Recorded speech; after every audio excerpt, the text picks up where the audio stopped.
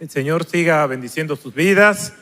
Gracias por estar aquí. Una vez más me siento agradecido y en nombre de mi esposa le damos las gracias a ustedes por la hospitalidad, por la atención. Y esta mañana fue mucho más fácil porque 25 minutos pasan rápidos y por difícil que sea el predicador, pues eso se asimila.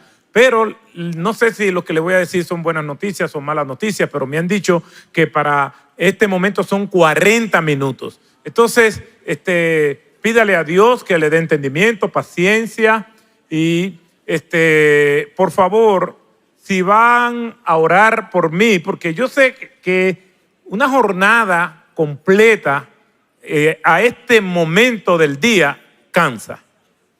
Yo lo sé. No, yo no solamente predico, yo también escucho predicadores y yo sé lo que ustedes sienten a este momento. Entonces, pero yo me sé algunos trucos que con el tiempo he aprendido y que yo lo desarrollé. Hay personas que se duermen en las predicaciones. No tengo problema con que usted se duerma. Lo único que le pido es que no ronque, porque entonces va a perturbar la comunión. Entonces, lo otro es que hay personas que los que se sientan aquí al frente son los que la tienen más difíciles, porque nosotros desde aquí podemos verlo muy claramente. Entonces, hay personas que adoptan esta posición para hacerle creer al predicador que están orando. Yo me sé eso. Duérmase, siéntase, relax, y usted tendrá que darle cuenta a Dios. Y la ira de Dios viene sobre los hijos de desobediencia. Allá ustedes. Entonces, gracias de verdad. Este tema que me toca es una continuación de lo que estuvimos viendo esta mañana y tenemos como punto de partida las Escrituras. Y lo que estuvimos viendo esta mañana es cómo nosotros podemos reaccionar ante las diferentes problemáticas sociales que tenemos. En este caso, estamos haciendo un énfasis marcado en los niños más vulnerables, que están en mayor riesgo social. Pero no son los únicos excluidos. Y hay muchos problemas que suponen grandes retos para el cristiano, para la iglesia. ¿Cómo nosotros o cómo la iglesia reacciona a eso? Y esta mañana estuvimos viendo que podemos reaccionar de manera indiferente. No me preocupa. No es mi problema.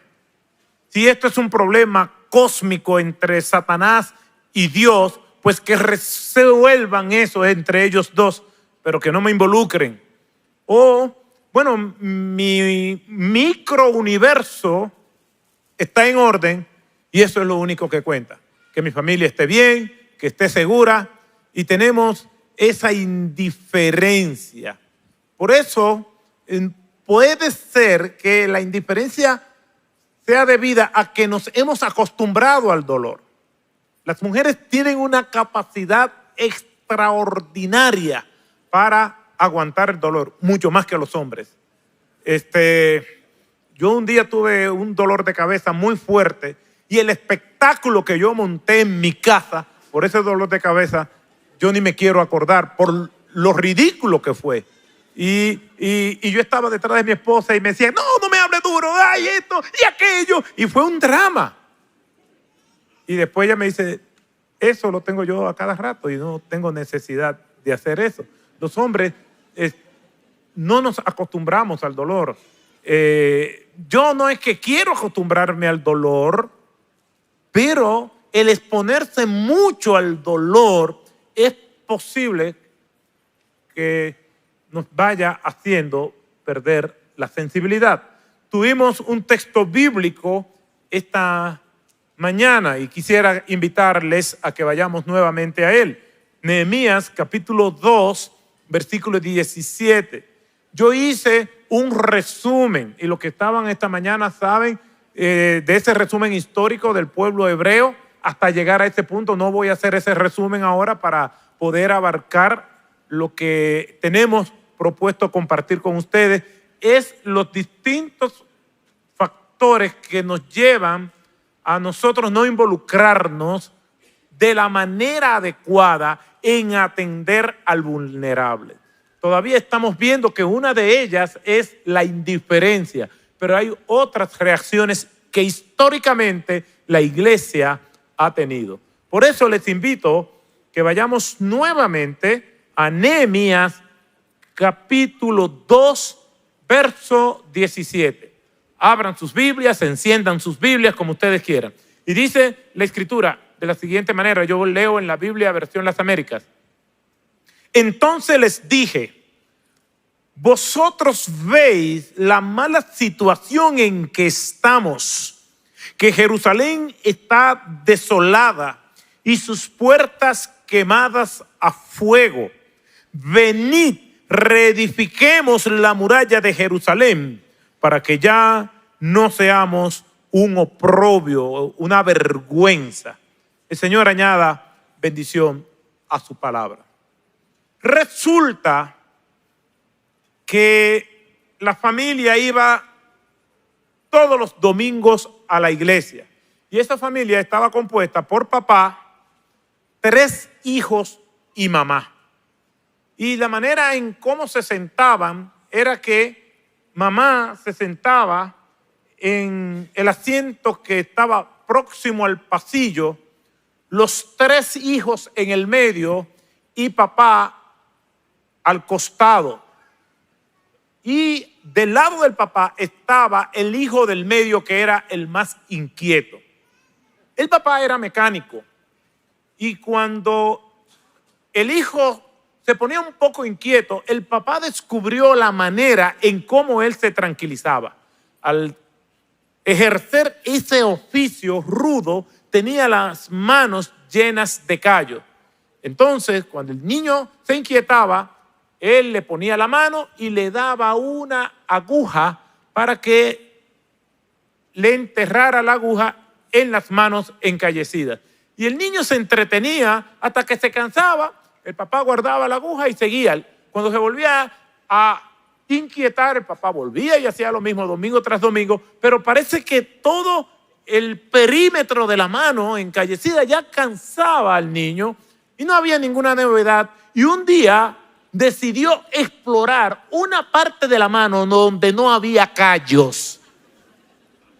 Y aquel hombre gritó, ¡Gloria a Dios! ¡Aleluya! Pero se le salieron un par de lágrimas también, porque el niño le enterró la aguja con saña, con maldad, con alevosía, con premeditación. Donde hay sensibilidad, hay lágrimas, por fuera o por dentro. No podemos decir que somos sensibles a algo si eso no nos afecta. Probablemente las emociones no tomarán control total de nosotros, pero sí nos van a afectar. Tenemos demasiado sufrimiento alrededor nuestro como para no ser perturbados por lo que nosotros vemos. ¿A qué se debe este mal? Ya lo vimos esta mañana. La raíz de todo es el pecado, la rebeldía del hombre con Dios, con todas las mutaciones que el pecado tiene, con todas las formas de presentarse, ya sea de la manera más grotesca o de la manera más atractiva. Pero al fin de cuentas, es pecado. De hecho, Satanás nos ataca o con intimidación o nos ataca con seducción. Pero nos va a atacar. El ladrón, dice la Escritura claramente, viene para hurtar, matar y destruir, para arruinarte la vida, para que tu vida sea una desgracia, desventura, todo lo que te pueda causar angustia, dolor y espanto. Satanás lo va a hacer. La raíz de todos los niños que estamos viendo, abusados, maltratados, tiene su origen en el pecado.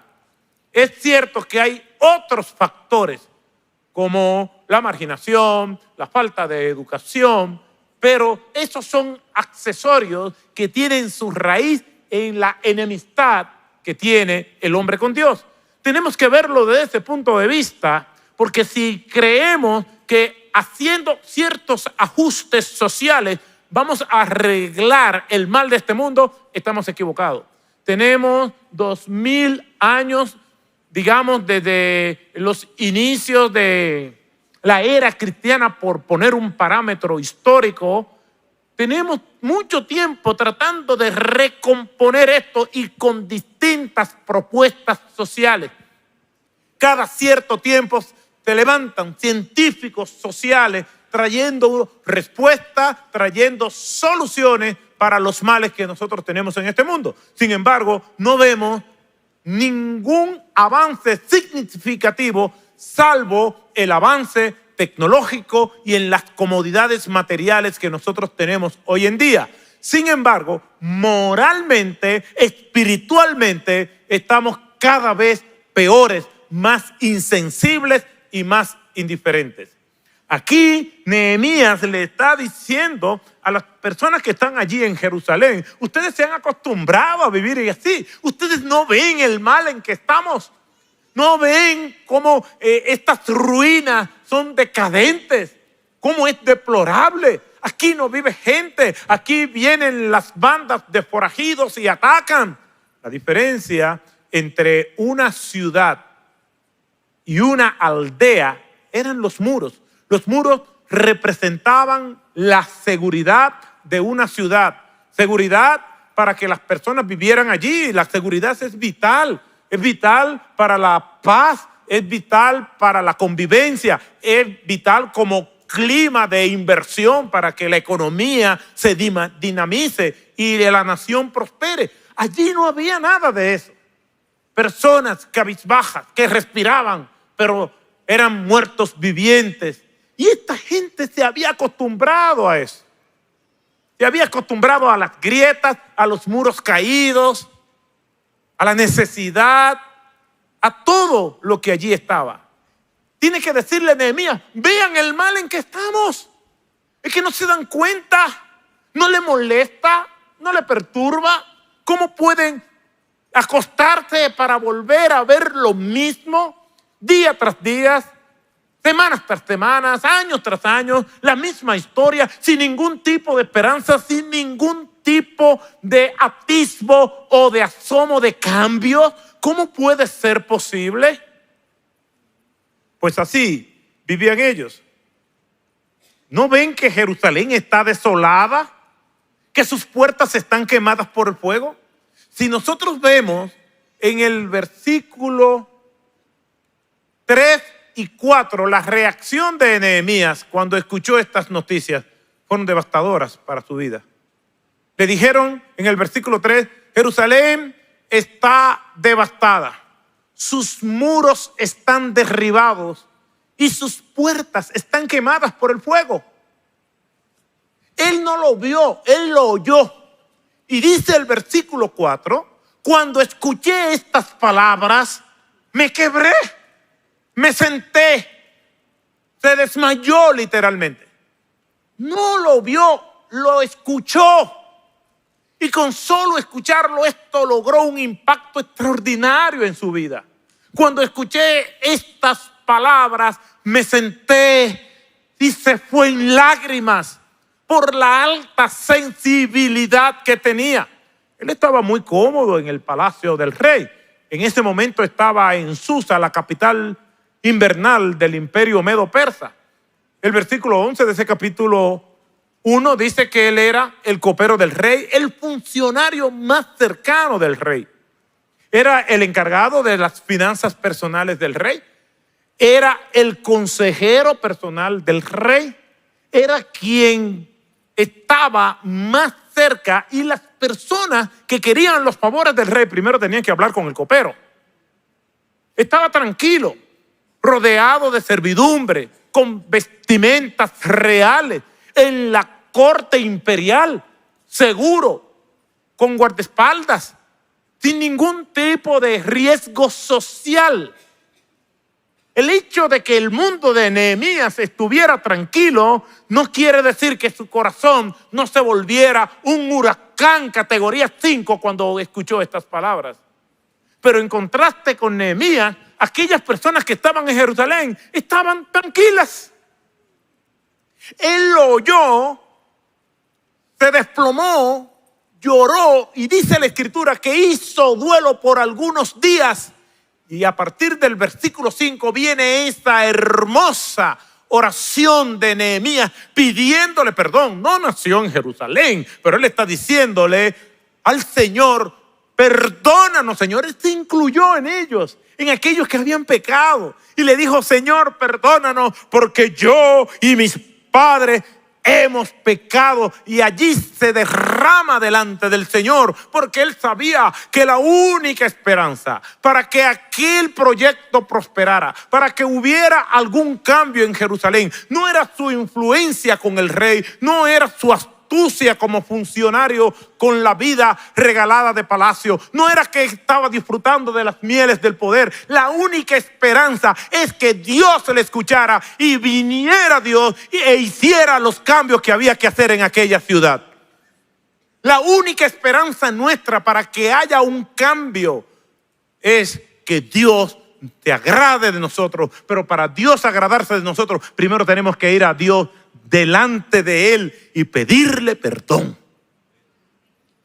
Atención, iglesia, lo primero que tenemos que hacer es ir y pedirle perdón al Señor. Pedirle perdón por la indiferencia, pedirle al Señor porque pudiendo hacer más no lo hacemos. Pedirle perdón al Señor para que nos lleve a un entendimiento claro de su amor, de su compasión, de su voluntad.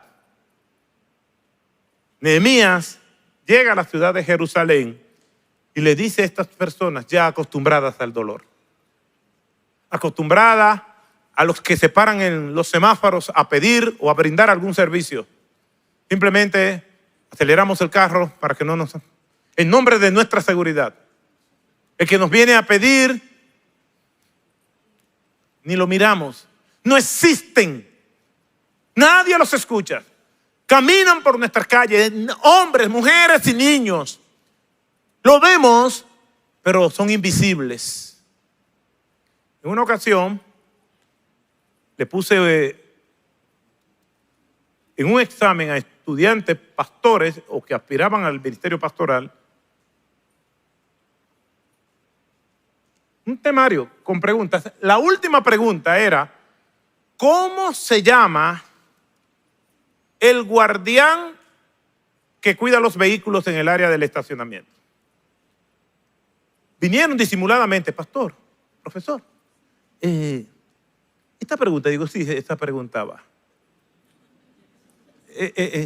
Profesor, y sí, esta pregunta. Entonces tuve que, al ver que estaban todos inquietos y que ya muchos se habían parado, yo dije: la pregunta número 10 no solamente va, no es una equivocación, sino que vale 20 puntos. Pero nadie me puede salir del aula, porque van a ir a preguntarle cómo se llama el hombre. Solamente uno pudo decir el nombre del seguridad. La razón por la que hice eso es que nosotros no tratamos con anónimos, nosotros tratamos con personas. Deben interesarnos las personas.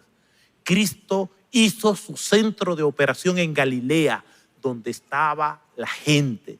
Cristo vino a buscar y a salvar a los que se había perdido. Y si nosotros somos embajadores de Cristo, tenemos que interesarnos por todo aquello que Dios en su soberanía, antes de que los tiempos fueran tiempos, puso en nuestro camino. Si nosotros no conocemos a la persona que incluso puede estar arriesgando su vida para guardar nuestros vehículos, ¿cómo nos pueden interesar los demás? Tenemos una actitud selectiva de interés. Nehemías le dice a ellos: ¿cómo puede ser posible esto? Que estén acostumbrados al dolor. no podemos perder nuestra capacidad de asombro ni de lo malo ni de lo bueno.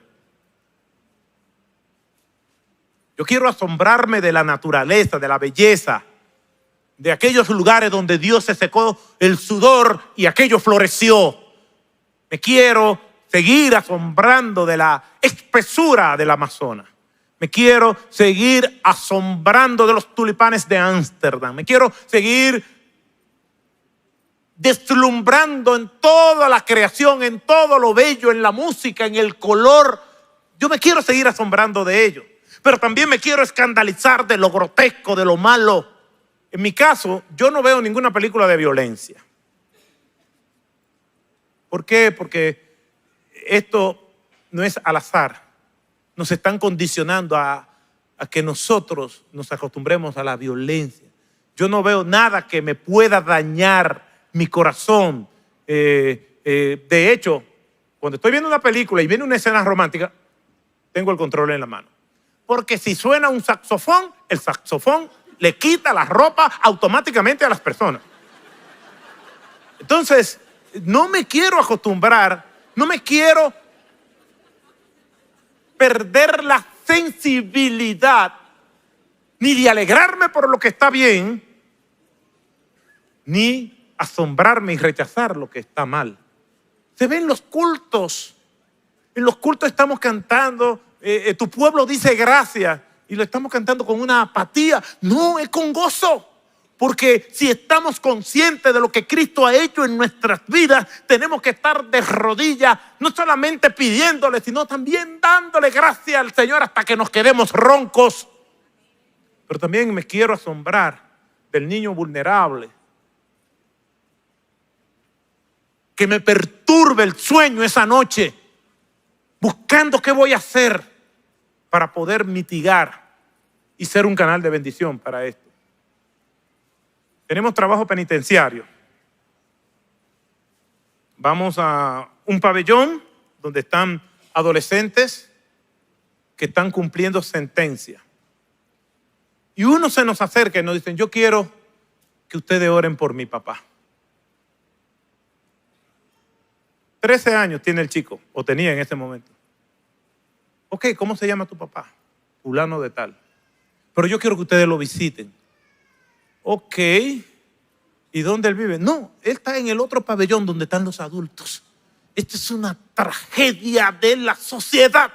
Esto es una tragedia de la iglesia. Esto es una tragedia de todos.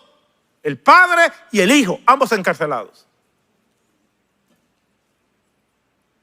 Estuve en una prisión de máxima seguridad. Pude caminar por el corredor de la muerte en los Estados Unidos.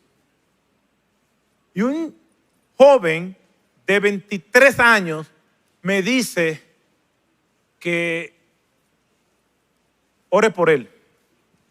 Le presento el evangelio. Tiene 3 cadenas perpetuas, no va a salir nunca, con 23 años. Y me dice que oren por su hermano, que está en otra celda, también cumpliendo 23 años. 3 cadenas perpetuas, perdón. Esto es una tragedia. Yo llego a mi casa, me veo seguro, veo mi familia segura, pero el hecho de que mi familia esté segura no quiere decir que yo no me perturbe por eso. Nehemías estaba seguro en Susa, la capital invernal del Imperio Medo-Persa. Estaba allí con todas las comodidades. Quizás uno de los hombres más poderosos del planeta en esa época era él. Pero el hecho de saber que personas que él no conocía estaban sufriendo fue suficiente para que él fuera a clamar al Dios de los cielos para que le dirigiera en cómo iba a ser. Quiere decir que tenemos factores internos, que es el corazón del ser humano, y también no podemos negar los factores externos, la falta de oportunidades, la falta de educación, la marginalidad, la hacinación. Claro que eso estimula, pero tiene sus raíces en el pecado. ¿Qué nosotros vamos a hacer entonces? ¿Cómo nosotros vamos a reaccionar. Yo recuerdo que cuando estaba en la universidad estudiamos un caso de estudio de un síndrome que se llama el efecto del espectador. ¿Cómo reaccionan las personas a situaciones de dolor y de riesgo? Y es un caso de estudio muy famoso que probablemente algunos de ustedes lo conocen. Y es el caso de una señora que se llamaba Eleanor Bradley. Y se lo voy a leer. En el 1968, una mujer llamada Eleanor Bradley de 79 años estaba de compras en New York y mientras caminaba por la Quinta Avenida sufrió una caída y se rompió una pierna. Durante 40 minutos pasaron a su lado cientos de personas sin que nadie le ayudara. Algunos se paraban a observar un instante para seguir después su camino. ¿Por qué? ¿A qué hora pasó esto? Fue en pleno día. De ese caso surgieron algunas preguntas que pueden ser que algunos de nosotros también tengamos algunos síntomas del efecto del espectador. Algunas preguntas. ¿Por qué no se ofrecieron a ayudarla y simplemente fueron espectadores?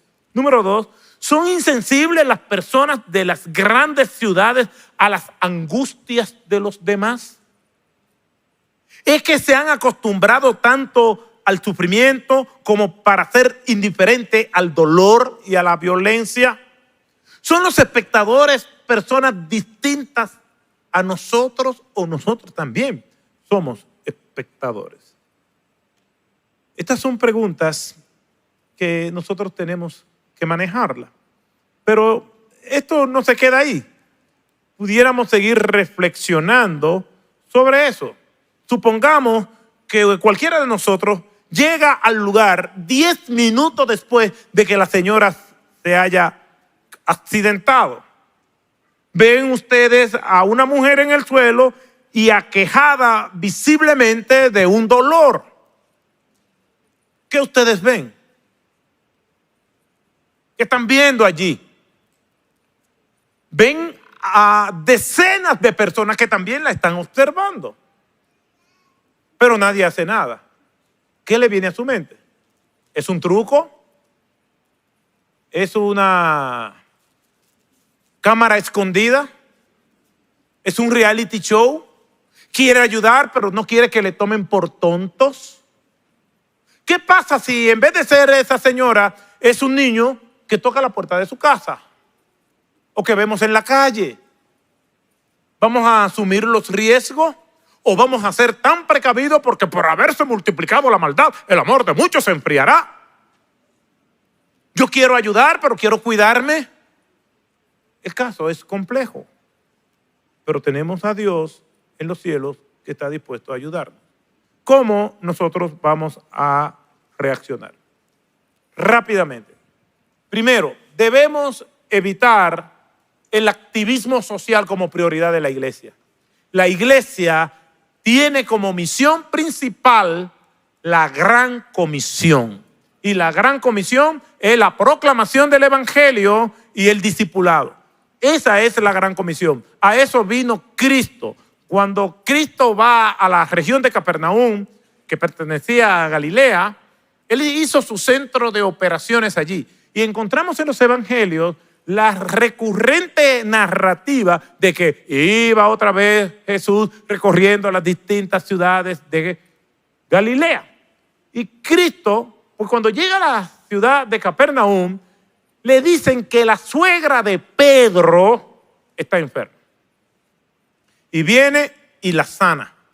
Dicen algunos, sin fundamento, que por esta razón fue que Pedro negó a Jesús, porque le sanó la suegra. Pero sabemos que esto no tiene ningún tipo de fundamento.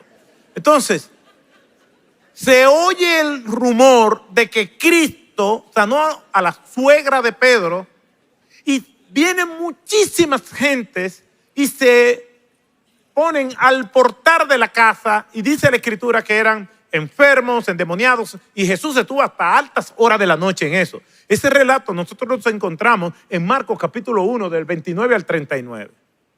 Jesús se va a descansar, se levanta al otro día temprano a orar y allí van los discípulos y le dicen: Señor, todavía los vulnerables están allí, los que están padeciendo enfermedad. Ahí hay mujeres con niños en los brazos. Estamos recreando o parafraseando lo que pudo haber pasado. Están allí, allí hay mucha gente necesitada. Y Jesús se levanta y le dice: vamos a otros lugares, a las provincias vecinas, para que predique también allí, porque para esto he venido. La prioridad de Cristo es lo que Él dijo de sí mismo, de su misión, porque el Hijo del Hombre vino a buscar y a salvar lo que se había perdido.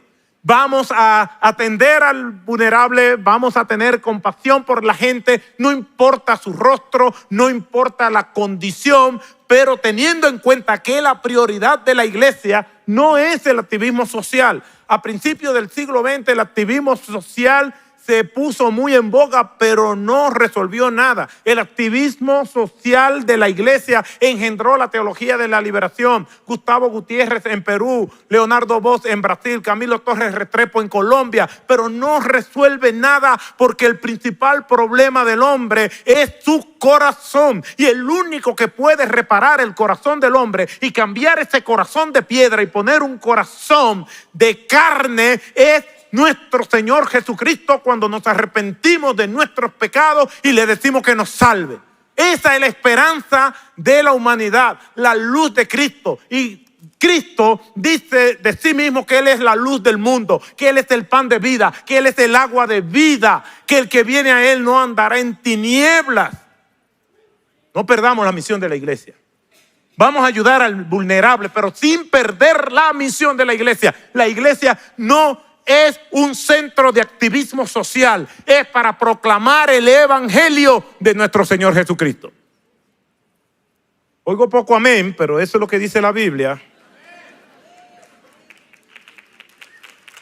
Perdónenme. Yo le dije a David y a Isa: ustedes me van a invitar, pero a su propio riesgo. La misión de la iglesia es la proclamación del evangelio. A eso vino Cristo. Ahora, yo no puedo como pastor decir: bueno, la proclamación del evangelio es mi prioridad, como dijeron los apóstoles. Encárguense ustedes de servir en la mesa y lo mío es la oración y la palabra. No. Nosotros estamos llamados todos a servir. Estamos llamados todos a ayudar. Estamos llamados todos a atender a todo el que sufre. Simplemente le estoy diciendo lo que nosotros debemos evitar. Debemos evitar lo que está en la antípoda, en el otro polo opuesto. Y es la iglesia fundamentalista recalcitrante, que se caracteriza por varias cosas. Primero, un fatalismo escatológico.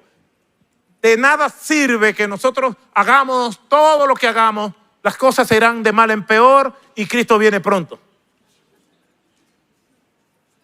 De hecho, cuando a mí me iba mal en la escuela, yo me volvía un experto en escatología y le decía a mi mamá: Señor, mamá, ¿por qué estudiar si Cristo viene pronto?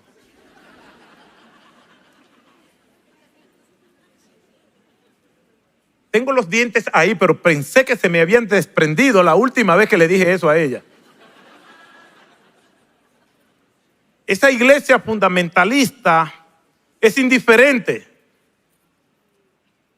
No hace nada. La iglesia no está llamada a eso. Esa es la consecuencia del pecado. Entonces también debemos evitar ese extremo. Y por último, debemos evitar lo que Chuck Colson llamaba la ilusión política o social, creyendo que nosotros estamos para restaurar el Edén aquí en la tierra. No, hermanos. El Señor siempre nos va a dejar un margen de sufrimiento para que entendamos que nuestro destino no es aquí en la tierra, sino estar morando eternamente y para siempre con Él. Compartí en un podcast con David y Aiza que un joven de la iglesia, después de una predicación sobre la segunda venida de Cristo y el énfasis de anhelar que Cristo venga, cuando Cristo venga ya todo será restaurado y todo esto habrá acabado. Y él me decía, yo quiero que Cristo venga, pero a mí me gustaría casarme primero, pastor. No sé qué concepto, que era lo que él creía que era el matrimonio. Después de 3 meses, cuando se casó, lo veo allá en la iglesia, digo, ¿y qué tal? ¿Cómo te va? No, ya yo estoy loco porque Cristo venga. Digo, ¿pero qué fue? ¿Y qué pasó? Entonces es un mal concepto de la parucía, de la segunda venida de Cristo. Pero sí, nosotros tenemos que evitar esa ilusión política de que a través de los gobernantes vamos a tener una sociedad idílica. Eso no va a pasar nunca. No pasó en los días en que Cristo estuvo. Cuando Jesús iba a ascender a los cielos, allá en el capítulo 1 del libro de los Hechos, ya cuando ustedes ven las naves cuando van a despegar en Cabo Cañaveral, que se ve como que un humo que sale.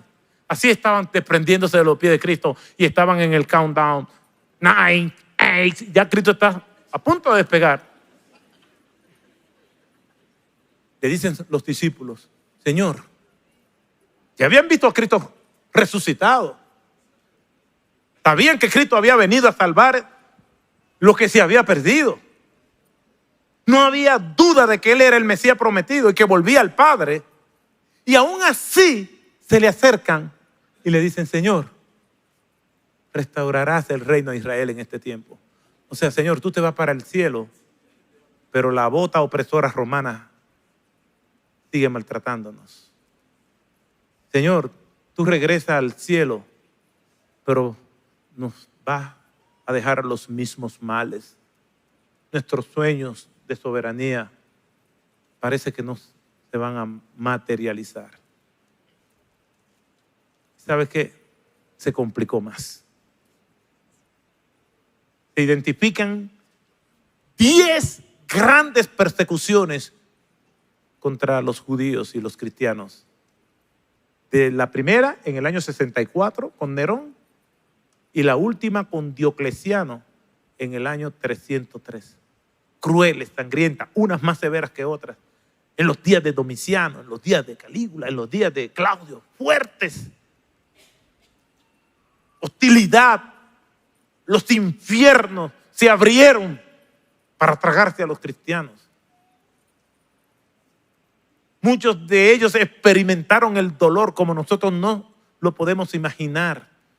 Hebreos capítulo 11, hablando acerca de los héroes de la fe, del versículo 35 en adelante, habla de esos otros que fueron vituperados, aferrados. Y el Señor dice que el mundo no era digno de ellos.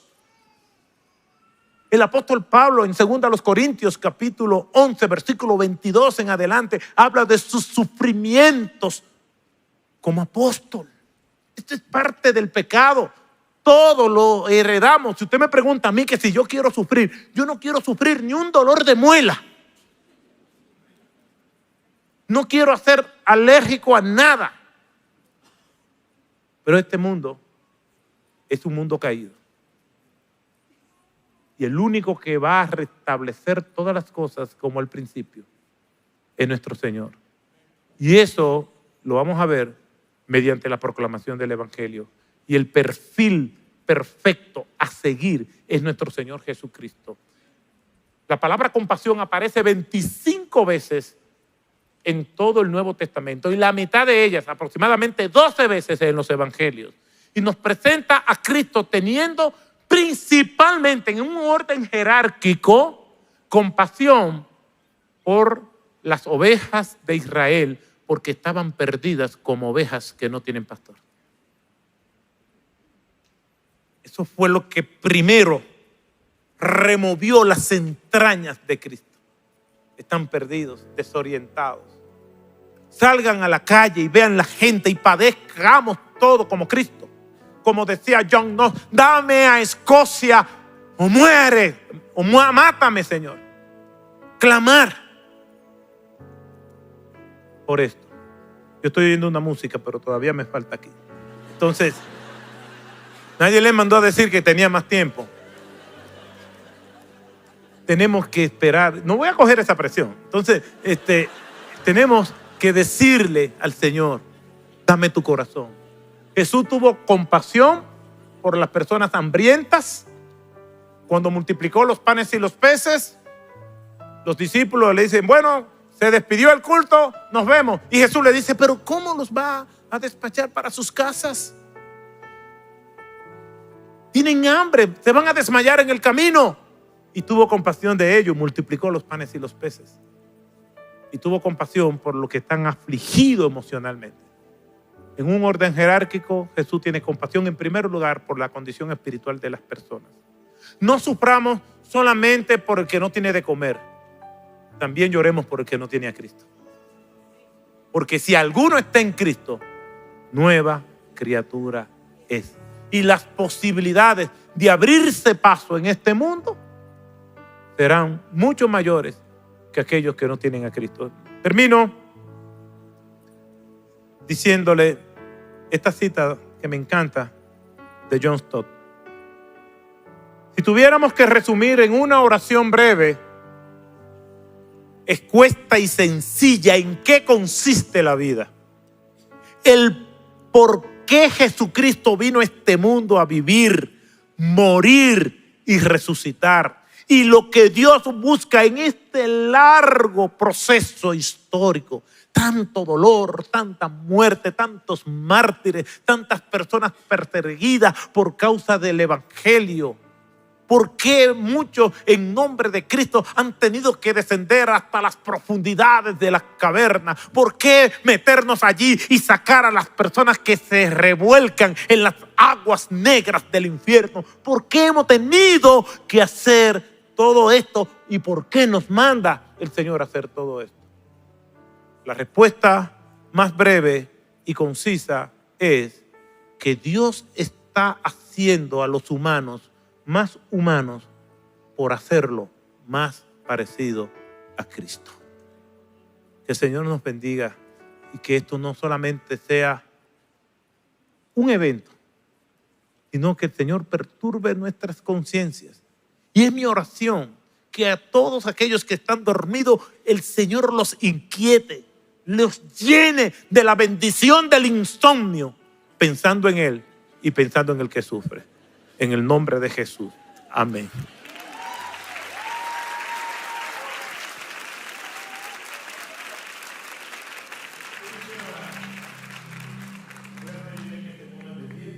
Yo no voy a despedir, pero quisiera orar.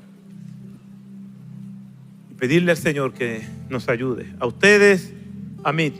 Tengo un montón de historias que contarles, pero la tiranía del tiempo conspira. Y tenía más historias que contar, pero soy respetuoso del tiempo. De lo que hace el Evangelio y lo que es la compasión por el que merece. Pero mientras tanto, oremos. Gracias te damos, Señor, por tu amor, por tu misericordia, por tus bondades, por permitirnos estar en este primer día, en esta primera jornada, en torno a la cruz, pensando en ti y en lo que tú quieres de manera particular para cada uno de nosotros. Recordemos tu palabra en Efesios 2:10, que somos hechura tuya en Cristo Jesús, creado para buenas obras, que tú has diseñado desde que nosotros ni siquiera pensábamos existir, desde antes de que los tiempos fueran tiempos. Tú has diseñado estos caminos, estas rutas, para que nosotros anduviésemos en ellas. Ayúdanos, Señor. Todo el que está aquí, de alguna manera está motivado, inquietado. Te pido que tú nos ayudes a todos. De verdad, Señor, te pido que podamos tener ese corazón para gozar con el que goza y sufrir con el que sufre. En nombre de tu Hijo amado Jesús. Amén. Dios le guarde. Un abrazo, un beso para ustedes.